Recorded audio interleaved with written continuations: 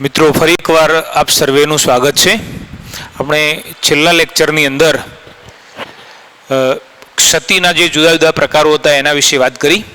આપણે આમ તો મુખ્યત્વે ક્ષતિ બે પ્રકારની બતાવી હતી, બિંદુ ક્ષતિ અને રેખા ક્ષતિ, પણ આપણા સિલેબસની અંદર આપણે માત્ર ને માત્ર બિંદુ ક્ષતિ નો ઉલ્લેખ હતો અને એની અંદર આપણે એનું સમગ્ર જે વર્ગીકરણ હતું એને સમજ્યા છીએ।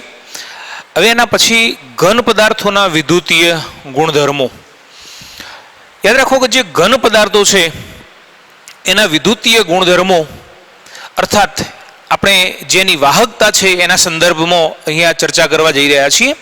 તો સામાન્ય રીતે જે ઘન પદાર્થો છે એ વિદ્યુતીય વાહકતા માટે એક આશ્ચર્યજનક ગાળો દર્શાવે છે। 27 ક્રમ અર્થાત ઓર્ડર સુધીનો એક ક્રમ દર્શાવે છે। કેવી રીતે? તો 10⁻⁷ થી લઈને 10⁻⁻20 ઓમ ઇન્વર્સ મીટર ઇન્વર્સ સુધીનો એ ગાળો દર્શાવે છે। જો અહીંયા 27 ક્રમ અથવા 27 ઓર્ડર કેવી રીતે ગયા છે તો 10⁻⁻20 થી લઈ અને 10⁻⁷ સુધી એટલે કેટલા 27 ક્રમ થયા અલગ અલગ, એટલે આપણે એમ કહીએ છીએ કે 27 સુધીના અલગ અલગ ક્રમ દર્શાવે છે। અહીંયા આ જે બતાવ્યું એ વાહકતાનો એકમ બતાવ્યો છે। આપણે આખું વિદ્યુત રસાયણ ચેપ્ટર શીખવાના છીએ અને એની અંદર આ બધા એકમો વિશેની બહુ વિગતથી ચર્ચા આવશે। કદાચ તમે જાણો છો કે વાહકતા અને અવરોધ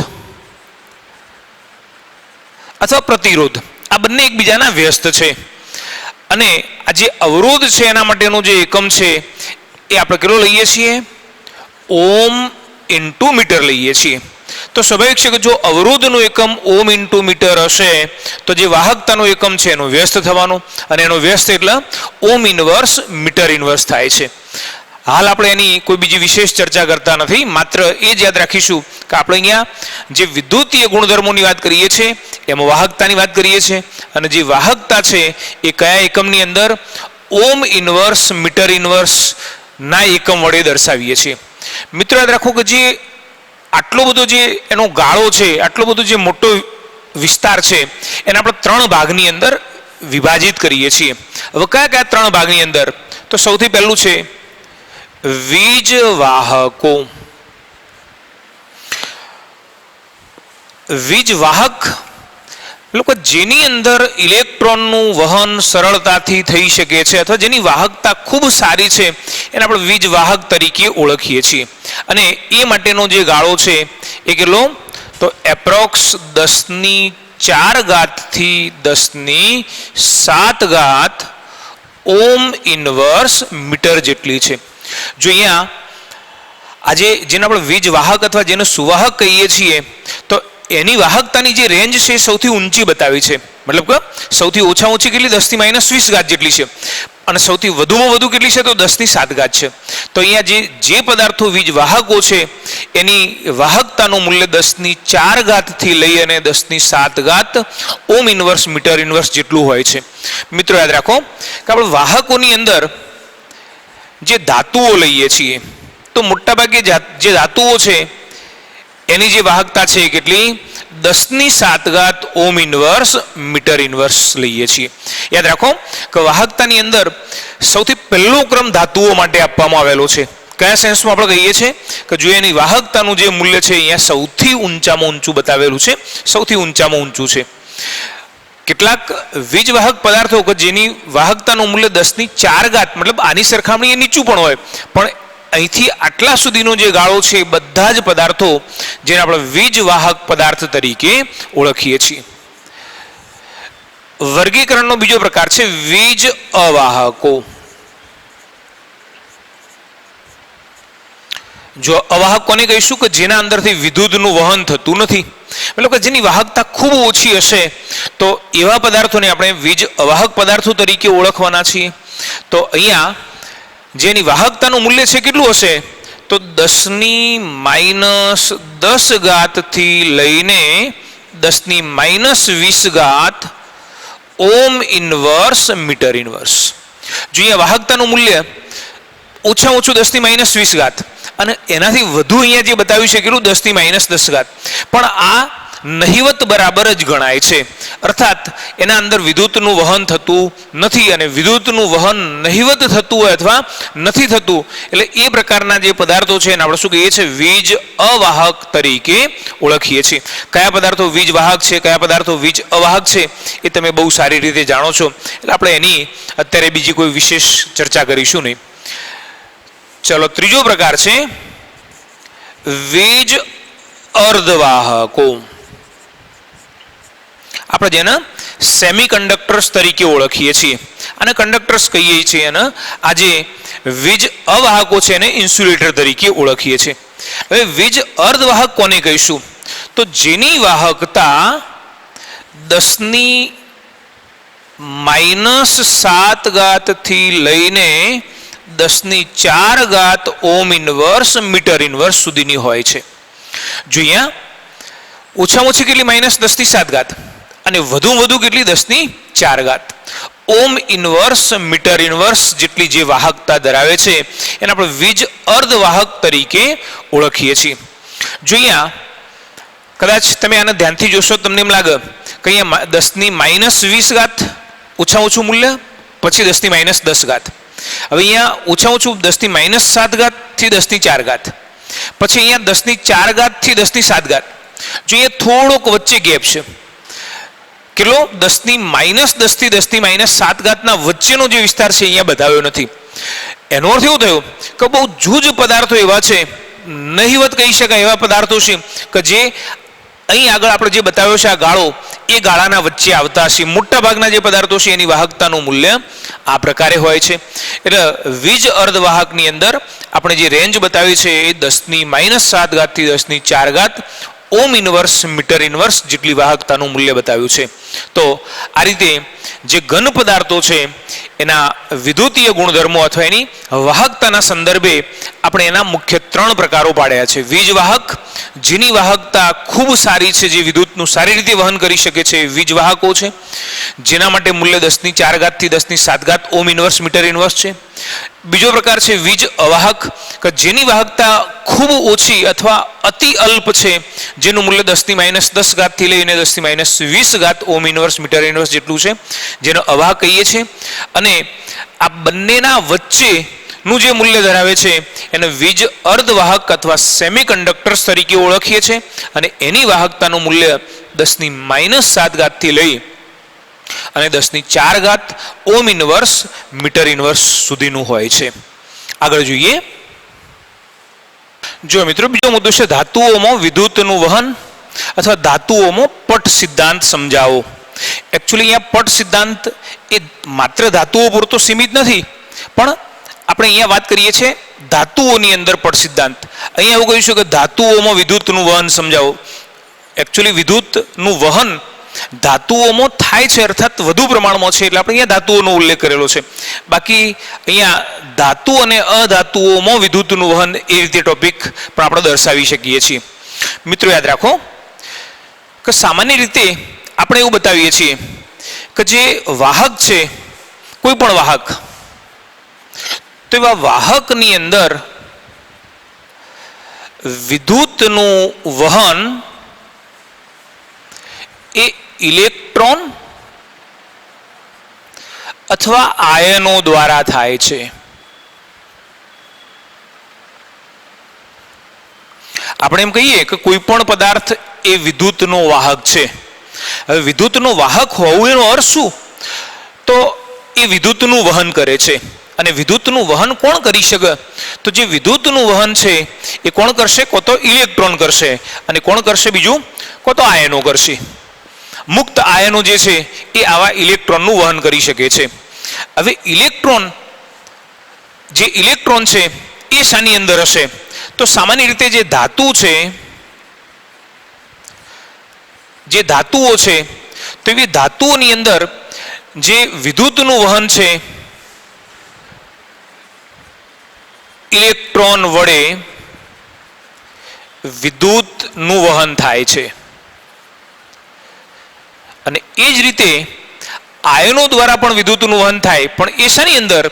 તો જે વિદ્યુત વિભાજ્ય પદાર્થો છે, વિદ્યુત વિભાજ્ય પદાર્થો માં વિદ્યુતનું વહન એ આયનો દ્વારા થાય છે. જો અહીંયા આપણે સ્પષ્ટતા કરી કે કોઈ પણ વાહક છે તો વાહક એ વિદ્યુતનું વહન કરે છે, અને વિદ્યુતનું વહન એ ઇલેક્ટ્રોન વડે અથવા તો આયનો વડે થાય છે. મોટા ભાગે ધાતુઓની અંદર ઇલેક્ટ્રોન હશે, અને આ જે મુક્ત ઇલેક્ટ્રોન છે એ વિદ્યુતનું વહન કરે છે. આપણે ધાતુઓનું જે બંધારણ છે જાણીએ છીએ. ધાતુનું બંધારણ કેવું હશે?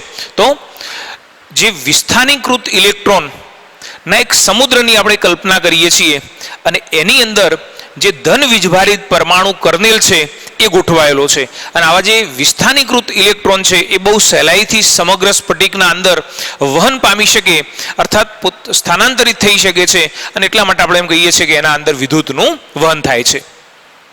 હવે વાત કરીએ છીએ વિદ્યુત વિભાજ્યની. તો વિદ્યુત વિભાજ્ય કોને કહીએ છીએ? તો તમે દાખલા તરીકે NaCl જેવા જે ઘન પદાર્થો અથવા આયનીય પદાર્થો છે એનું જ્યારે પાણીના અંદર તમે દ્રાવણ બનાવો છો તો એ આયનો મુક્ત થવાના, અને જ્યારે આવા આયનો મુક્ત થાય છે તો એ આયનો મુક્ત અવસ્થામાં વિદ્યુતનું વહન કરી શકે છે. ઇવન ઘણી વખત પીગલિત અવસ્થામાં પણ આયનો મુક્ત થાય છે. દાખલા તરીકે તમે NaCl લીધું, તો જો NaCl નું જલીય દ્રાવણ લેશો તો પણ એ વિદ્યુતનું વહન કરે છે, અને જો કદાચ NaCl પીગલિત અવસ્થામાં તમે લો છો તો પણ એ વિદ્યુતનું વહન કરે છે. અહીંયા એક જ આવશ્યકતા છે કઈ કે આયનો મુક્ત હોવા જોઈએ, અને અહીંયા જલીય દ્રાવણમાં પણ આયનો મુક્ત હોય, જ્યારે NaCl ને પીગાળવામાં આવે છે તો પણ એના અંદર આયનો મુક્ત થવાના અને વિદ્યુતનું વહન કરી શકશે. આપણે અહીંયા જે વાત કરીએ છીએ એ ધાતુઓની વાત કરવા જઈએ છીએ. તો ધાતુઓ એ સામાન્ય રીતે ધાતુઓ ઘન અવસ્થામાં તેમજ પીગલિત અવસ્થામાં વિદ્યુતનું વહન કરે છે. શાના વડે કરે છે આપણે અહીંયા સમજાવી દીધું છે. મતલબ કે ધાતુઓની અંદર એની ઘન અવસ્થા હશે તો પણ એ વિદ્યુતનું વહન કરી શકે છે, અને જો કદાચ ધાતુને પીગાળવામાં આવે છે બંને અવસ્થાની અંદર મુક્ત ઇલેક્ટ્રોન હશે, વિસ્થાનીકૃત ઇલેક્ટ્રોન હશે જ, અને આ વિસ્થાનીકૃત ઇલેક્ટ્રોન એ વિદ્યુતનું વહન કરી શકે છે. મિત્રો યાદ રાખો કે પ્રતિ પરમાણુ સંયોજકતા ઇલેક્ટ્રોન ની સંખ્યા ઉપર વાહકતાનો આધાર હોય છે. ઘણી વખત એવું બનશે કે પ્રત્યેક પરમાણુની અંદર સંયોજકતા ઇલેક્ટ્રોન એક જ છે. કોઈક પરમાણુ એવો છે કે જેમાં સંયોજકતા ઇલેક્ટ્રોન 2 છે, ને કેટલાકની અંદર 3 પણ હશે. તો પ્રત્યેક પરમાણુ દીઠ જેટલા સંયોજકતા ઇલેક્ટ્રોનની સંખ્યા વધુ હશે એટલા મુક્ત ઇલેક્ટ્રોન વધુ હશે તો એટલી એની વાહકતા વધારે હશે, અને જેટલા મુક્ત ઇલેક્ટ્રોન ઓછા હશે અર્થાત સંયોજકતા ઇલેક્ટ્રોન ઓછા હશે એટલે એની જે વાહકતા છે એ ઓછી હશે. તો અહીંયા જે એની વાહકતાનો આધાર છે એ આવા પ્રતિ પરમાણુ સંયોજકતા ઇલેક્ટ્રોનની સંખ્યા ઉપર રહેલો હોય છે.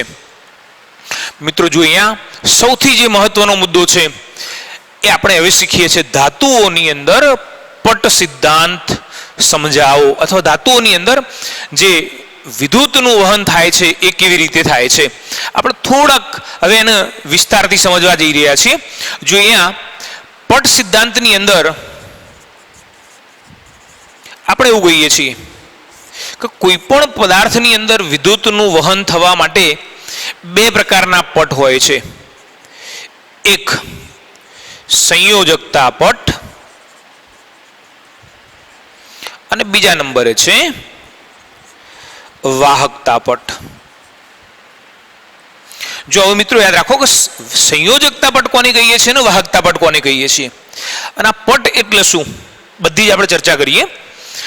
અહીંયા કોઈ પણ પદાર્થની અંદર પદાર્થ વાહક ત્યારે બની શકે કે જે સંયોજકતા પટની અંદર રહેલા ઇલેક્ટ્રોન જ્યારે સરળતાથી વાહકતા પટમાં જઈ શકે છે,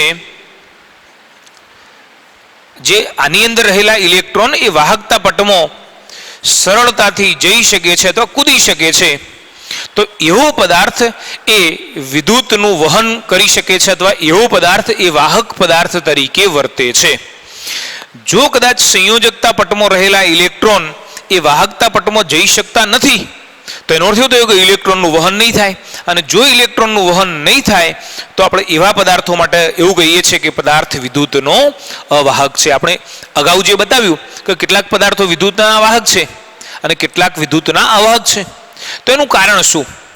તો જે પદાર્થોની અંદર સંયોજકતા પટમાં રહેલા ઇલેક્ટ્રોન સહેલાઈથી જો વાહકતા પટમાં જઈ શકતા હશે, તો એવો પદાર્થ એ વિદ્યુત વાહક પદાર્થ ગણાય છે.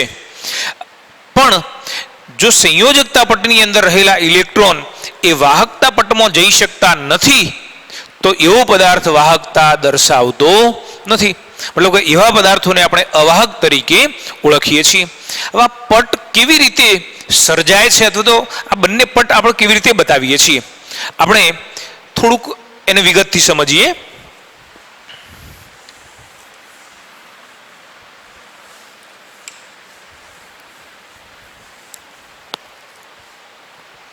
જો મિત્રો, આને સમજવા માટે આપણે એક ઉદાહરણ લઈએ. દાખલા તરીકે સિલિકોન. સિલિકોનનો પરમાણુ ક્રમાંક 24 છે અને એની જે ઇલેક્ટ્રોન રચના છે આપણે આ રીતે બતાવીએ છીએ: 1s2, 2s2, 2p6, 3s2, 3p2. હવે જુઓ, આપણે ઇલેક્ટ્રોન રચના તો અહીંયા બતાવી દીધી, પણ આની અંદર તમે જુઓ કે અહીંયા ત્રીજા નંબરની જે સંયોજકતા કક્ષા છે, કઈ ત્રીજા નંબરની કક્ષા છે. હવે ભલે અહીંયા ઉલ્લેખ નથી, પણ આની અંદર 3D કક્ષક પણ હશે. પણ 3D કક્ષક કેવી હશે? ખાલી હશે, એમાં પણ ઇલેક્ટ્રોન નહીં હોય. હવે આ જે સંયોજકતા કક્ષા છે, એ સંયોજકતા કક્ષા એ આવા પટની રચના કરે છે. જો જેની અંદર ઇલેક્ટ્રોન ભરાયેલા છે એ સંયોજકતા પટની રચના કરશે, અને જેની અંદર ઇલેક્ટ્રોન નથી એ વાહકતા પટની રચના કરે છે. એટલે આ રીતે આપણે બતાવીએ કે દાખલા તરીકે 3s 3p હશે, અહીંયા નીચે પણ આ 2p હશે, 2s હશે, 1s હશે, આ બધા હશે. અને અહીં આગળ લઈએ છીએ 3d. આપણે એવું જાણીએ છીએ કે 3s કક્ષકની ઉર્જા ઓછી, એના કરતાં 3p કક્ષકની ઉર્જા વધારે. એટલા માટે આપણે જે ઇલેક્ટ્રોનનો ક્રમ છે એ ઓછી ઉર્જાથી વધુ ઉર્જા તરફ ભરીએ છીએ. જો અહીંયા આ બધી 2p, 2s, 1s આ બધી બહુ નજીક નજીક હશે, અને એમના વડે આખો આ જે પટ રચાય એને આપણે શું કહીએ છીએ? સંયોજકતા પટ તરીકે ઓળખીએ છીએ. બરાબર ને? આની અંદર જે ઇલેક્ટ્રોન છે એ સંયોજકતા પટના ઇલેક્ટ્રોન છે એવું કહીએ છીએ. અને આ જે ઉપર આપેલો છે એને આપણે શું કહીએ છીએ? વાહકતા પટ તરીકે ઓળખીએ છીએ. જે કક્ષકો ખાલી છે, જેમની ઉર્જા વધુ છે, એને આપણે ઉપર બતાવીએ છીએ. આપણે અહીંયા જ્યારે આ પટનો ઉલ્લેખ કરીશું એટલે આપણે અહીંયા બતાવીશું. અહીંયા લખીએ છીએ ઉર્જા. એટલે એનો અર્થ એવું થયો કે આ ઉર્જાનું એક લેવલ સ્તર છે. આપણે આલેખની અંદર પણ એવું બતાવીએ છીએ કે જેમ જેમ ઉપર જઈએ એમ ઉર્જાનું મૂલ્ય વધતું જાય છે. તો એનો અર્થ એવું થયો કે આ જે સંયોજકતા પટ છે એની ઉર્જા કેવી? ઓછી. અને જે વાહકતા પટ છે એની ઉર્જા કેવી? વધારે. અને તમને ઇલેક્ટ્રોન રચના અથવા તો જે કક્ષકોનો ક્રમ છે એના ઉપરથી પણ ખબર પડે. આપણે એવું બતાવતા કે ઇલેક્ટ્રોન પહેલામાં પહેલા કેવો ભરાય? 1s કક્ષકની અંદર ભરાય છે. કેમ? કારણ કે 1s કક્ષકની ઉર્જા સૌથી ઓછી છે. અને કેમ 1sમાં ભરાય છે એ પણ આપણે 11માના અંદર શીખેલા છીએ કે 1s કક્ષકની અંદર ઇલેક્ટ્રોનને મહત્તમ સ્થિરતા પ્રાપ્ત થાય છે, અને એટલા માટે ઇલેક્ટ્રોન 1s કક્ષકમાં ભરાય છે. તો આ જે બધા સ્તર આપણે અહીંયા નીચે બતાવીએ છીએ એ ઓછી ઉર્જાવાળા છે. એટલે પહેલા ઇલેક્ટ્રોન ઓછી ઉર્જાવાળી કક્ષકમાં અર્થાત સંયોજકતા કક્ષકની અંદર અર્થાત સંયોજકતા પટની અંદર ભરાય, અને આ જે વાહકતા પટ છે એ કેવો? ખાલી છે. હવે જુઓ, આપણે અહીંયા બતાવ્યું કે સંયોજકતા પટમાંથી ઇલેક્ટ્રોન વાહકતા પટમાં જઈ શકે તો આપણે એમ કહીએ છીએ કે એવો પદાર્થ એ વિદ્યુતનું વહન કરી શકે છે. આપણે અહીંયા બતાવીએ સુવાહક અથવા વીજવાહક. હવે આની અંદર કેવું હશે? જો આ રીતે હશે,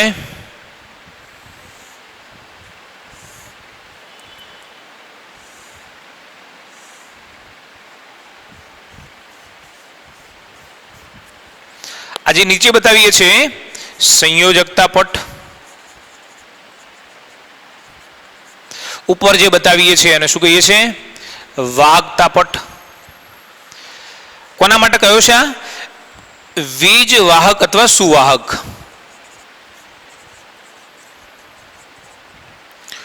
કો તો આ રીતે પણ હોઈ શકે.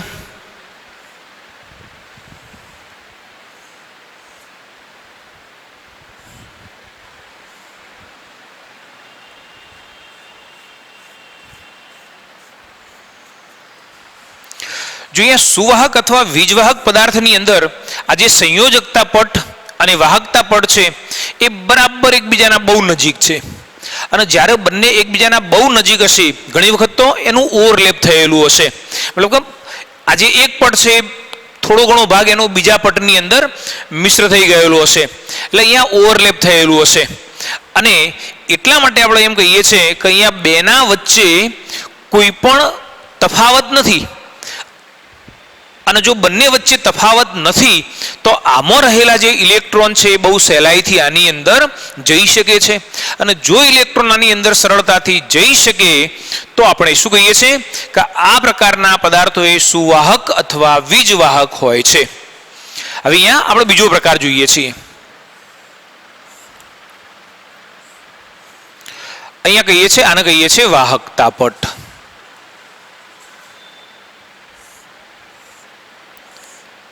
આને કહીએ છીએ સંયોજકતા પટ. મિત્રો યાદ રાખો કે આ બંને પટ વચ્ચે આની પણ એક નિશ્ચિત ઉર્જા છે અને આની પણ એક નિશ્ચિત ઉર્જા છે. અને આ બંને વચ્ચે ઉર્જાનો જે તફાવત છે એને આપણે શું કહીએ છીએ? શક્તિ ગેપ અથવા એનર્જી ગેપ તરીકે પણ ઓળખીએ છીએ, અથવા શક્તિના તફાવત તરીકે પણ ગુજરાતીમાં આપણે કહીએ છીએ. તો જુઓ, અહીંયા કોઈ એનર્જીનો ગેપ હતો જ નહીં. અહીં આગળ બંને પટ એટલા બધા નજીક હતા કે એમના વચ્ચે કોઈ અવકાશ જ નહોતો, કોઈ વચ્ચે જગ્યા જ નથી. એટલે આપણે એમ કહીએ છીએ કે અહીંયા જે એનર્જી ગેપ છે એ 0 છે, જ્યારે અહીંયા આગળ એનર્જી ગેપ એ બહુ વધારે છે. બરાબર ને? અને જ્યારે એનર્જી ગેપ આટલો બધો વધારે હશે તો ઇલેક્ટ્રોન એ અહીંથી અહીં સુધી કૂદી શકતા નથી. તમે એવું વિચારો કે દાખલા તરીકે આ એક મકાનનું ધાબું છે ને આ બીજા મકાનનું ધાબું છે. આવું બંને મકાનના ધાબાઓ એકદમ નજીક નજીક છે. તમે એક ધાબા ઉપરથી બીજા ધાબા ઉપર જઈ શકો, બરાબર. પણ આની અંદર તમે જુઓ કે બેના વચ્ચે બહુ મોટું અંતર છે, બેના વચ્ચે બહુ મોટી ગેપ છે. એટલે અહીંથી કૂદકો મારવાનું સાહસ કરાય નહીં. જો કદાચ કૂદકો મારવા જઈએ અને જો આટલું ના કૂદી શકીએ તો નીચે પડીએ. તો અહીંયા ઇલેક્ટ્રોન માટે પણ આ જ પ્રકારની સ્થિતિ છે કે બેના વચ્ચેનો જે ગેપ છે એ જ્યારે ખૂબ વધારે છે તો ઇલેક્ટ્રોન આની અંદરથી આમાં કોઈ પણ સંજોગોમાં જઈ શકતા નથી. તો આ પ્રકારની જે સ્થિતિ છે એને આપણે શું કહીએ છીએ? અવાહક પદાર્થો તરીકે ઓળખીએ છીએ. ખાલી તમારી જાણ સારું, કઈ આગળ આ જે ગેપ છે કેટલો? તો 5 EV 5 ઇલેક્ટ્રોન વોલ્ટ અથવા એના કરતો પણ વધારે હોઈ શકે છે.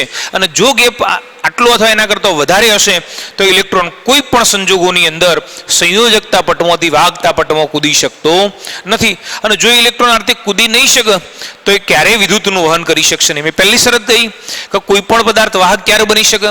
કે જ્યારે સંયોજકતા પટના ઇલેક્ટ્રોન એ વાહકતા પટની અંદર જઈ શકે છે તો એ પદાર્થ વિદ્યુતનો વાહક બની શકે છે. અહીંયા ઇલેક્ટ્રોન જઈ નથી શકતા, આની અંદર જઈ શકતા હતા. અને એટલા માટે આપણે એમ કહીએ છીએ કે આ પ્રકારના પદાર્થો એ વીજ અવાહક હોય છે અથવા અવાહક પદાર્થો તરીકે ઓળખાય છે. હવે આપણે અહીંયા જુઓ કહ્યું છે કે ધાતુઓમાં વિદ્યુતનું વહન. જો અહીંયા ધાતુનો પણ ઉલ્લેખ છે ને અધાતુનો પણ અહીંયા ઉલ્લેખ છે. બરાબર ને? આપણે એવું કહીએ છીએ કે ધાતુઓ વિદ્યુતનું વહન કરી શકે, જ્યારે અધાતુ પદાર્થો એ વિદ્યુતનું વહન કરી શકતા નથી. એટલે ખરેખર તો અહીંયા પટ સિદ્ધાંત એ માત્ર ધાતુઓ પૂરતો સીમિત નથી, ધાતુઓ માટે પણ છે, અધાતુઓ માટે પણ છે અને અર્ધ ધાતુઓ માટે પણ છે. અને એ જ રીતે જે વિદ્યુતનું વહન છે એ ધાતુ, અધાતુ અને અર્ધધાતુ એ બધા માટે છે. પણ આપણે અહીંયા માત્ર ને માત્ર વાહકતાની જો વાત કરતા હોઈએ તો એ ધાતુની જ વાત કરીએ છીએ, એટલે અહીંયા લખ્યું છે ધાતુઓમાં વિદ્યુતનું વહન. હવે આપણે બીજો મુદ્દો જોવા જઈએ છીએ કે અર્ધ ધાતુઓની અંદર વિદ્યુતનું વહન. હવે એ અલગ પ્રશ્ન તરીકે આપણા પેમ્ફલેટની અંદર પણ એનો અલગ પ્રશ્ન તરીકે આપેલો છે, એટલે આપણે એની અલગથી ચર્ચા કરીએ. આના આ જ સંદર્ભમાં ચર્ચા કરવાની છે, પણ આપણે એની અલગથી ચર્ચા કરીએ. સ્ક્રીનશોટ લેવાનો હોય તો લઈ લેજો. જુઓ મિત્રો, હવે અહીંયા ત્રીજા પ્રકારે અર્ધવાહકોની અંદર વિદ્યુતનું વહન કેવી રીતે થાય છે આપણે એ સમજવું છે. અહીંયા ધાતુઓ માટે અથવા તો જે વીજવાહક છે એના માટે વાત કરી, અવાહક માટે વાત કરી. હવે અર્ધવાહકોની અંદર વિદ્યુતનું વહન કેવી રીતે થાય છે એની આપણે વાત કરીએ. જો અહીંયા એનર્જી ગેપ એ આમાં બિલકુલ નહોતો, આની અંદર બહુ વધારે હતો. પણ જે અર્ધવાહકો છે એની અંદર કેવું હશે, તો આ બંને વચ્ચેનો જે ગેપ છે એ આના કરતો વધારે, જ્યારે એની સરખામણીએ આના કરતો કેવો ઓછો હોય છે. શું કહીએ છીએ આને? સંયોજકતા પટ. આને શું કહીએ છીએ? વાહકતા પટ. જો આમાં ગેપ બિલકુલ નથી, આમાં ગેપ બહુ વધારે છે, જ્યારે આની અંદર જે ગેપ છે એ મધ્યમ સ્તરનો છે. અને લગભગ ખાલી આપણી જાણ સારું કે આ જે મૂલ્ય છે કેટલું 3 ઇલેક્ટ્રોન વોલ્ટ અથવા એના કરતો ઓછું હશે તો એ પ્રકારના પદાર્થો એ અર્ધવાહક તરીકે વર્તે છે. મિત્રો યાદ રાખો કે આ પ્રકારે અર્ધવાહક તરીકે કયા કયા પદાર્થો? તો મોટાભાગે જે અર્ધ ધાતુઓ છે, કઈ? સિલિકોન અને જર્મેનિયમ, કે જેમની અંદર વાહકતા પટ અને સંયોજકતા પટ વચ્ચેનો જે ગેપ છે એ લગભગ આટલું મૂલ્ય ધરાવતું હશે. અને જ્યારે આટલું મૂલ્ય ધરાવતું હશે તો આમાં એવું બનશે કે સંયોજકતા પટના ઇલેક્ટ્રોન એ આટલી સરળતાથી, જો અહીંયા બેના વચ્ચે તો ગેપ જ નથી એટલે આમાંથી ઇલેક્ટ્રોન બહુ કૂદી અને સરળતાથી જઈ શકતા હતા, આમાં બિલકુલ જઈ નતા શકતા. પણ આમાં રેર કેસમાં ઇલેક્ટ્રોન જઈ શકે છે. અને માની લો કે જો તમે એનું તાપમાન વધારો છો, તાપમાન વધારવામાં આવે છે તો સંયોજકતા પટના ઇલેક્ટ્રોન એ ખૂબ સહેલાઈથી વાહકતા પટની અંદર જઈ શકે છે. જો ફરક શું છે એ સમજવાનું છે કે આમાં તમે ગમે તે કરશો ઇલેક્ટ્રોન આમાંથી આમાં જવાના જ નથી. આમાં ઇઝીલી ઇલેક્ટ્રોન આમાંથી આમાં જઈ શકે છે. આમાં કેવું છે, ગેપ થોડોક વધારે છે, પેલા વાહકો જે હતા એના કરતાં થોડો ગેપ વધારે છે અને એટલા માટે ઇલેક્ટ્રોન ઇઝીલી નથી જતા. પણ માની લો કે તમે તાપમાન વધારો છો તો જે ઇલેક્ટ્રોન છે એ સંયોજકતા પટના અંદરથી વાહકતા પટની અંદર જઈ શકે છે. અને એટલા માટે આપણે એને આંતરિક અર્ધવાહકો પણ કહીએ છીએ. આ પ્રકારના સિલિકોન અને જર્મેનિયમ જેવા પદાર્થો છે એને આપણે આંતરિક અર્ધવાહક તરીકે ઓળખીએ છીએ. જો મિત્રો, આપણે જાણીએ છીએ કે સિલિકોન અને જર્મેનિયમ એ 14મા સમૂહના તત્વો છે. અને 14મા સમૂહના તત્વો છે તો આપણે એવું કહી શકીએ કે એની સંયોજકતા કક્ષાની અંદર કેટલા? 4 ઇલેક્ટ્રોન હોય છે. સિલિકોન અને જર્મેનિયમ બંનેના અંદર એની સંયોજકતા કક્ષાની અંદર કેટલા? 4 ઇલેક્ટ્રોન છે. અને જો 4 ઇલેક્ટ્રોન હોય તો એ ચતુસંયોજક, જેમ પેલા કાર્બનની માફક ચતુસંયોજક ગોઠવણી ધરાવતું હશે. હવે તમે જુઓ કે અહીંયા આપણે એનું બંધારણ બતાવવું છે, દાર્થી બતાવીશું.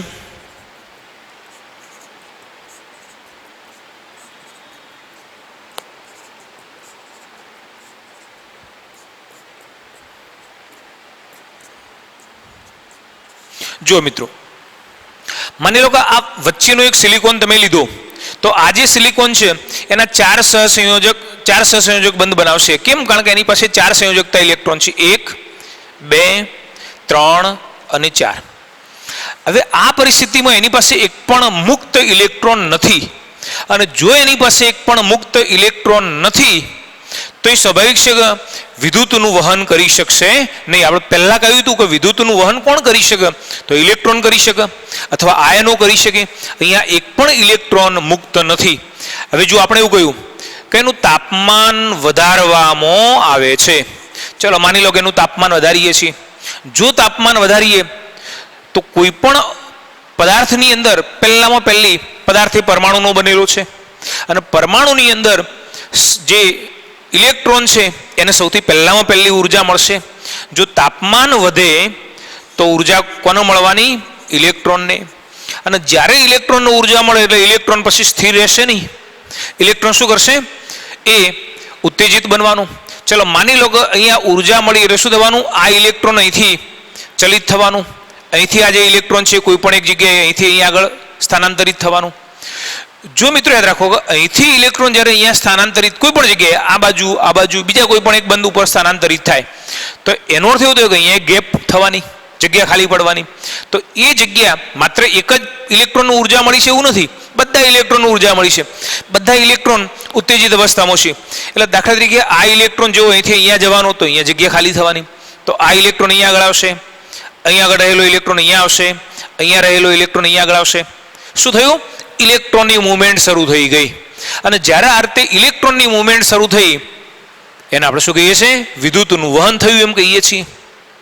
અને જો વિદ્યુતનું વહન અહીંયા થાય તો એ વિદ્યુત વાહક બને. પણ ક્યારે? કે જ્યારે તમે એનું તાપમાન વધાર્યું ત્યારે. સામાન્ય સ્થિતિમાં એ વિદ્યુતનું વહન કરી શકતા નથી. મિત્રો યાદ રાખો કે આ જે અર્ધવાહકો છે એ આંતરિક અર્ધવાહક તરીકે પણ આપણે એને ઓળખીએ છીએ. એ સામાન્ય સ્થિતિમાં વિદ્યુતનું નહિવત વહન કરે છે. અને જ્યારે સામાન્ય સ્થિતિમાં નહિવત વિદ્યુતનું વહન કરતા હોય તો એ પ્રાયોગિક રીતે કોઈ પણ ઉપયોગમાં લઈ શકાતા નથી. જો ખરેખર તમારે એનો પ્રાયોગિક રીતે ઉપયોગમાં લેવા છે તો આ જે સીધા અર્ધવાહક છે એ ઉપયોગમાં લઈ શકતા નથી. પણ જો અર્ધવાહકોની અંદર કોઈક અશુદ્ધિ ઉમેરવામાં આવે છે તો આ જે અર્ધવાહકો છે એ વિદ્યુતનું અત્યારે જે એ વિદ્યુતનું વહન કરે છે એના કરતાં બહુ સારું વિદ્યુતનું વહન કરી શકે છે. અને જ્યારે એ વિદ્યુતનું વહન કરી શકે તો આપણે એનો પ્રાયોગિક રીતે ઉપયોગ કરી શકીએ છીએ. તો અહીંયા એના અંદર અશુદ્ધિ કઈ ઉમેરવાની છે, અશુદ્ધિ કેવી રીતે ઉમેરવાની છે, કેવી રીતે ઉમેરવાની એ તો આપણને અહીંયા આપેલું નથી, પણ કઈ અશુદ્ધિ ઉમેરવાની છે અને અશુદ્ધિ ઉમેરવાથી શું થાય એની આપણે અહીંયા થોડીક વધારે વિગતથી ચર્ચા કરવી છે.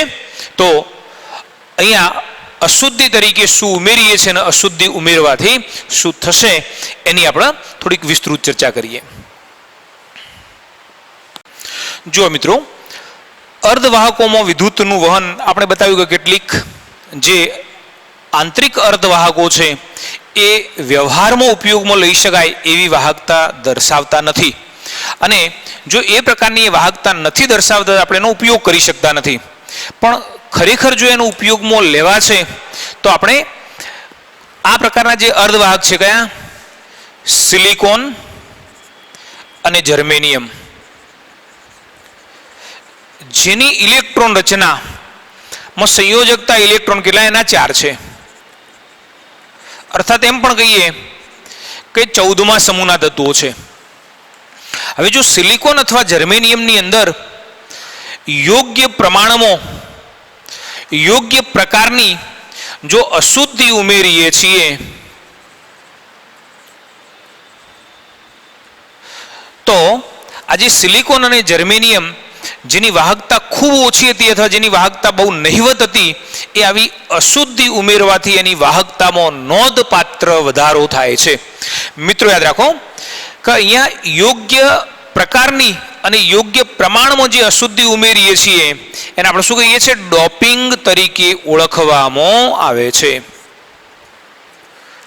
આપણે સિલિકોન અથવા જર્મેનિયમની અંદર કોઈ ચોક્કસ પ્રકારની અશુદ્ધિ જ્યારે ચોક્કસ પ્રમાણમાં ઉમેરીએ છીએ તો એની વાહકતામાં નોંધપાત્ર વધારો થાય છે. અને આ જ્યારે એના વાહકતાની અંદર વધારો થાય તો આવી અશુદ્ધિ ઉમેરવાની આ જે ઘટના પ્રક્રિયા છે એને આપણે શું કહીએ છીએ? ડોપિંગ તરીકે ઓળખીએ છીએ. જો મિત્રો યાદ રાખજો, આપણે માનીએ કે કોઈ પણ અશુદ્ધિ ઉમેરી દઈએ તો એ ડોપિંગ ના કહેવાય. અહીંયા શરત કરી છે કે એવી અશુદ્ધિ ઉમેરવાની, યોગ્ય માત્રામાં ઉમેરવાની કે જેથી કરીને એની વાહકતામાં વધારો થાય, તો આપણે એને ડોપિંગ તરીકે ઓળખીએ છીએ.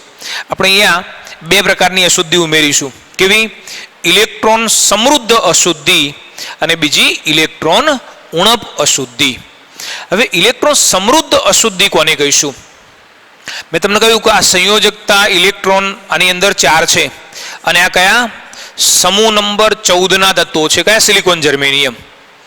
હવે માની લો કે જો તમે સિલિકોન અથવા જર્મેનિયમની અંદર 15મા સમૂહના તત્વો, દાખલા તરીકે ફોસ્ફરસ અથવા આર્સેનિક, જે 15મા સમૂહના તત્વો છે, જો તમે આ પ્રકારના તત્વોને આની અંદર ઉમેરો છો તો અશુદ્ધિ તરીકે તમે આવો ઇલેક્ટ્રોન સમૃદ્ધ પદાર્થ ઉમેરો છો, તો જે ડોપિંગની પ્રક્રિયાના અંતે તમને જે અર્ધવાહક મળશે એ કેવો? વધારે વિદ્યુત વાહકતા ધરાવતો હશે, અથવા આની સરખામણીએ જે આપણે અહીંયા જે સીધા શુદ્ધ અર્ધવાહક લેતા હતા એની સરખામણીમાં આની અંદર વિદ્યુતની વાહકતાનું મૂલ્ય વધે છે. હવે કેમ વધે છે એને આપણે સમજીએ. જો સામાન્ય રીતે સિલિકોન અથવા જર્મેનિયમ જે શુદ્ધ સ્વરૂપમાં છે એની અંદર આ રીતે પરમાણુઓની ગોઠવણી થયેલી હશે.